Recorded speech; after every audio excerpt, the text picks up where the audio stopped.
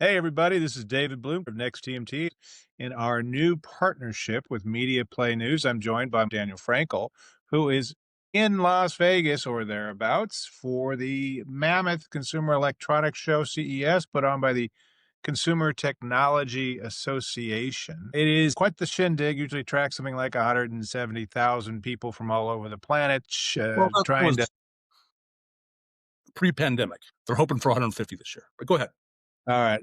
They're hoping for a mere 150,000, which by Vegas standards is, I believe, still the largest show in Vegas, which is saying something because they do a lot of shows there. But they have all kinds of gear, and now they're getting into a whole bunch of other stuff, particularly AI.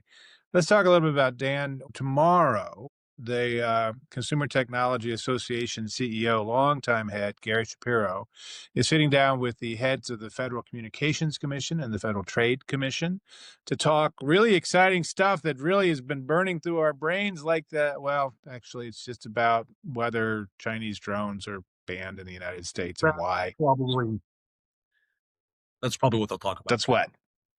That's probably what they'll talk about. What would you like them to talk about?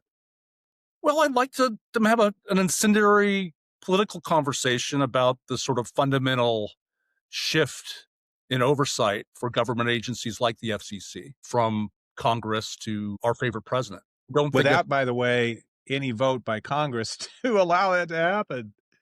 I think after appearing on South Park and becoming kind of a national figure, Brendan Carr is going to keep it low. And I think the same goes for Mr. Ferguson, the head of the FCC. So I don't expect much, but I could be surprised. It is an annual sit down. The CTA is, of course, a mammoth trade organization. Its first reason for existence is not putting on CES so much as it is militating for the benefit of its membership in Washington, D.C. So having the two major regulators on a stage talking with the head of the organization is always probably smart stuff.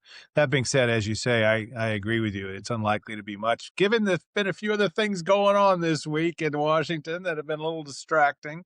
I But think that's there kind of are the other goal. things going on.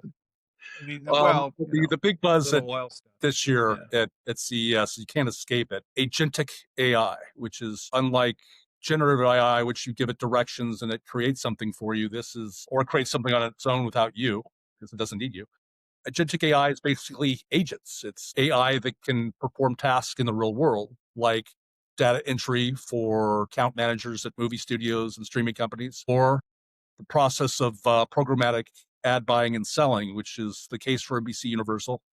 Big announcement today involving the agency RPA, Comcast Freewheel Division, and a company called Newton to basically transact ads through agentic AI. Cut out the humans and let the computers be the media buyers and sellers.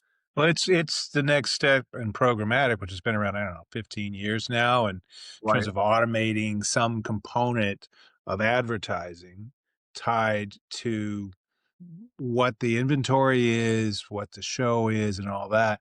I had some conversation with Double Verify, a big ad verification company.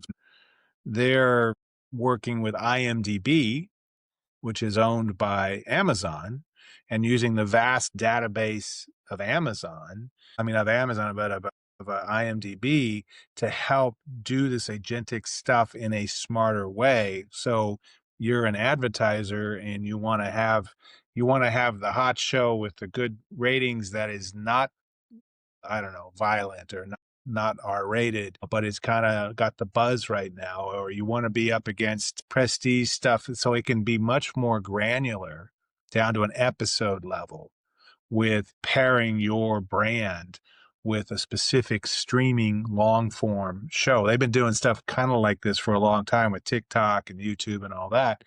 But those are worlds that are kind of used to this bi-directional flow of data. Streaming, not so good about that.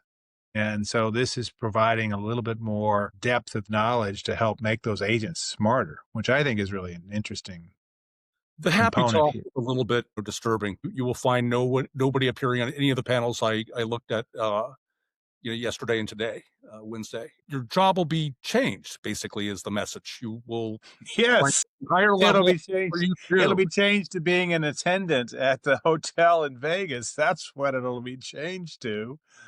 Yeah, they had a Fox ad sales executive talking about all these armies of account executives whose job was basically data entry. That data entry will no longer be required. Well, what will all this personnel do now? Well, they'll be freed up. Is the parlance? So I Yes, free to find a new job. And we've seen plenty of jobs depart from the big hyperscale companies as they've invested most heavily, most initially in AI. And you see them carving away middle management, just thousands and thousands of jobs over at Amazon and all the rest. This is another way to do it on the ad side, right? the I sat next to a couple of executives from the street from SAG, Screen Actors Guild, SAG-AFTRA, who were uh, at a morning variety event, and there had to be some schadenfreude. The bean counters now are going to get it now. They'll spend the next couple of years perseverating about what's going to happen to them. So Yeah. it's a good Well, time. it comes at a time where just today the Pittsburgh Post-Gazette announced it will cease publication in May, an old media landmark that continues to unspool there.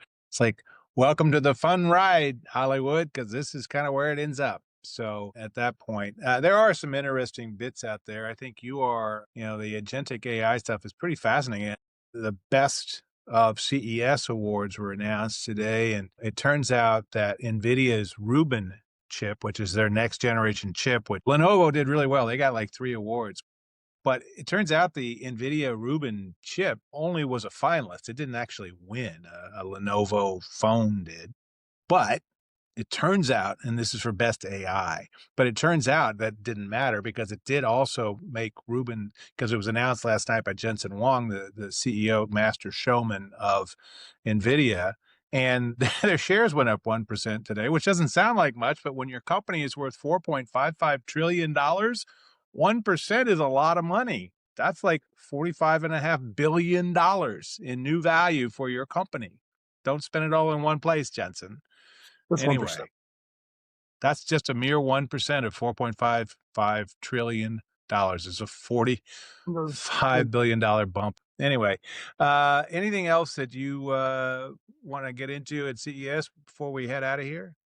No, there's still one more day. Actually, it's officially wraps up Friday, but tomorrow is when I think everybody's packing up and getting out of here.